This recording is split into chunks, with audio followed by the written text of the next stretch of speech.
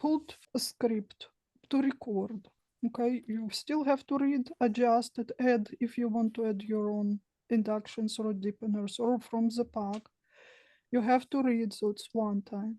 Then you have to record it, second time. Then you have to edit it, third time.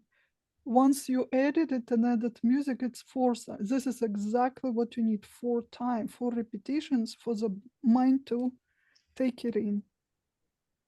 And now develop your own And now story you in don't your own even words. have to go back and look at it. You already had 4 times with this. You made love 4 times to the script. So The script and the words. yes, yes. And now your brain will digest it, take it as ingredients and make it into something your own. Next, your client comes in, you think, okay, I'm gonna use that. But you already remember, first of all. Second of all, your brain already digested it. So whatever comes out will be your own unique way.